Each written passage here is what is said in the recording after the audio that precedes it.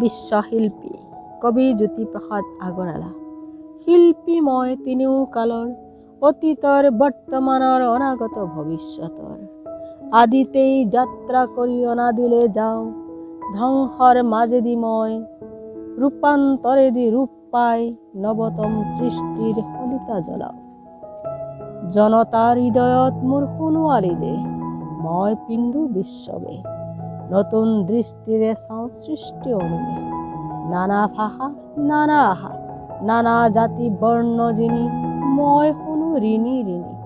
বিশ্ব জনতাৰ এক অপূৰ্ব সংগীত, সেই সংগীতৰ প্ৰতিধ্বনি তোলো মোৰ গানে সুৰে সাম্যৰ সমৃদ্ধি, সৌন্দৰ্যৰ মহামহত্বৰ পাতিবলৈ শান্তিৰ নৱলোক এই পৃথিৱীত। মোৰ কল্পনা মেধা বুদ্ধি মনিহাৰে মোকে কৰি সংস্কৃতিৰ অপূৰ্ব আধাৰ, মোকে শলিতা কৰি জ্বলাও বিশ্ব চাকি, বিশ্ব জনতা পূজাৰ। সেই পূজাৰ প্ৰধান অৰ্ঘ্য কৰি মই দিওঁ উপহাৰ, মোকে কৰি সুৰসুপ্ৰচাৰ। বিশ্বজুৰি জনতাৰ জয় জয়কাৰ হওক, জয় জয়কাৰ।